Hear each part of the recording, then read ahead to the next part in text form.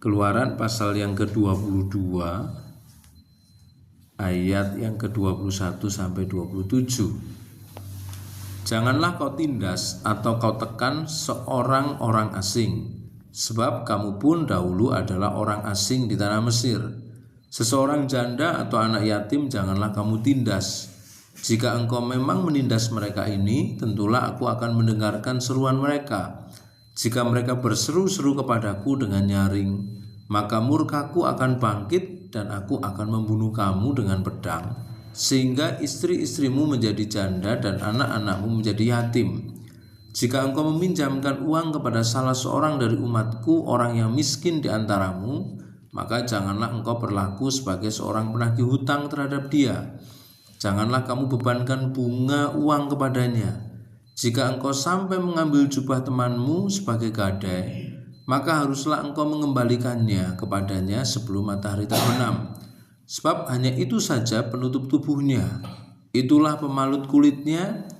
Pakai apakah ia pergi tidur? Maka apabila ia berseru-seru kepadaku, aku akan mendengarkannya, sebab aku ini pengasih. Ya. Jadi ayat-ayat yang kita baca sebenarnya menunjukkan hubungan antara orang yang punya dengan orang yang tidak punya. Punya di sini punya uang, punya kedudukan, punya status sosial yang lebih baik. Jadi ada orang asing, lalu kemudian ini semacam dikotomi ya, orang asing dan pribumi, orang lokal.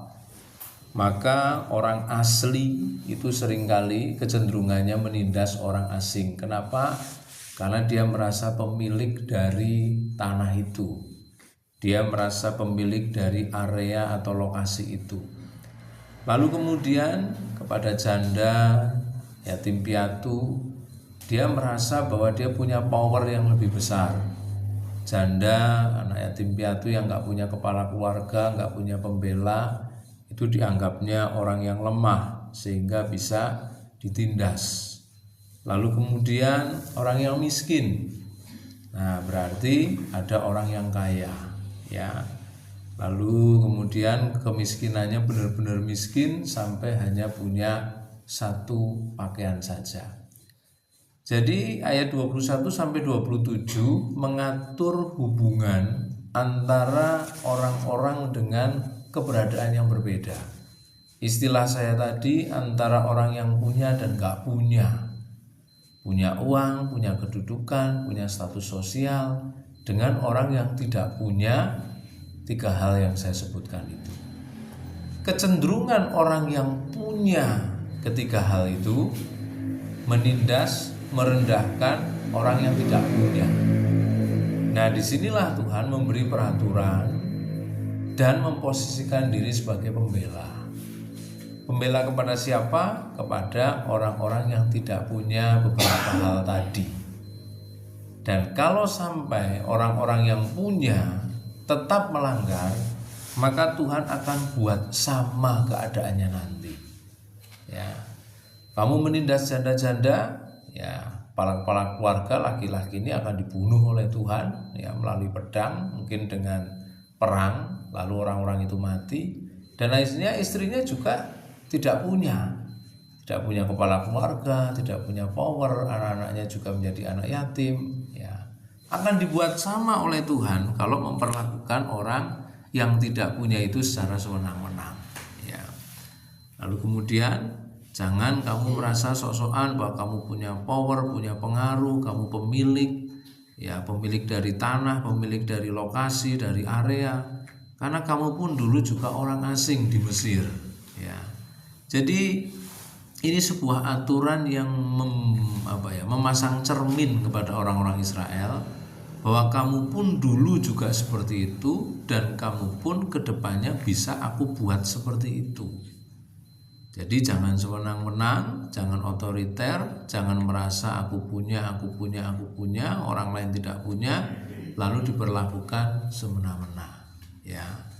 Dan ini bisa terjadi sampai sekarang. Bahkan dikatakan kalau ada orang miskin pinjam uang, itu jangan ditagih.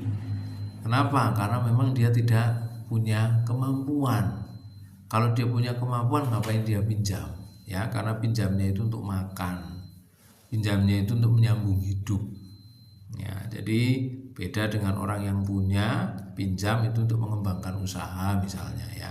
Tetapi kalau orang miskin pinjam itu memang untuk bertahan hidup, untuk menyambung hidup ya. Kecuali orang yang sudah miskin masih pinjam ya buat judi online misalnya, itu terlaluan ya.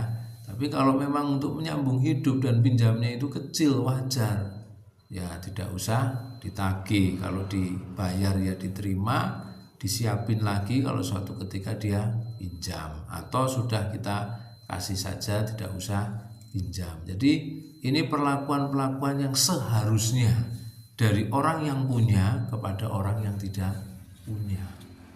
Tentu semua kita bercita-cita menjadi orang yang punya tentunya ya, punya jabatan, punya kedudukan, punya pengaruh, punya harta ya, punya semuanya lah, status sosial yang baik. Tapi ini menjadi tantangan karena ada masyarakat, ada orang-orang di sekitar kita yang keadaannya sebaliknya. Nah, jadi istilahnya orang-orang yang tidak punya itu selalu ada di sekitar kita untuk menguji bagaimana perlakuan kita kepada orang-orang yang tidak punya itu.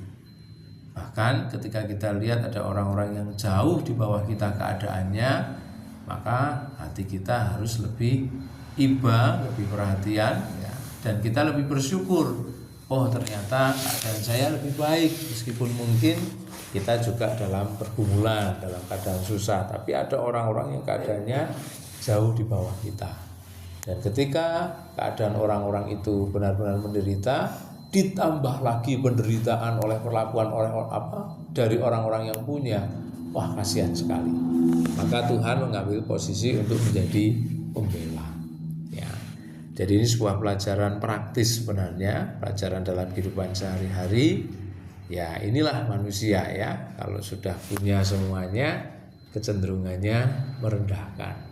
Justru ketika dia punya, dia harusnya jauh lebih perhatian, lebih iba, lebih kasihan kepada orang-orang yang tidak punya ya. Bahkan dia bercita-cita, nanti kalau saya punya jabatan, saya ingin buat aturan, buat undang-undang yang membela orang yang tidak punya. Ya, saya ingin mengalokasikan anggaran untuk orang-orang yang tidak punya ya. Pak Ahok pernah berkata, orang tuanya bilang kalau kamu punya uang berapapun, berapa miliar misalnya, kamu membantu orang miskin dengan uangmu itu tidak lama habis. Tapi kalau kamu punya jabatan, punya kedudukan, kamu bisa panjang membantu orang yang tidak punya. Kenapa? Karena kamu bisa buat kebijakan, kamu bisa buat aturan, ya, kamu bisa buat program-program untuk orang yang tidak mampu, sehingga bisa continue berkelanjutan. Jadi kalau punya kedudukan ya seperti itu, ya, kalau punya uang ya kita bantu orang, tapi sebisa mungkin kita bantunya yang continue ya, kasih lapangan pekerjaan ya, kita buka lapangan pekerjaan, kasih pekerjaan misalnya. Nah, dengan demikian membantunya bisa lebih panjang dari sekedar membantu uang, beras, makan ya, tentu itu temporal saja. Nah, jadi aturan ini mengajarkan supaya kita punya rasa iba ya, supaya kita tidak senang-senang dan kita bersyukur dengan keadaan kita. Terima kasih Tuhan, karena meskipun tidak banyak, kami lebih punya dari orang lain. Dan ketika dalam posisi itu, maka kita memperlakukan orang lain manusiawi ya, karena Tuhan ada pada posisi pembela mereka semuanya.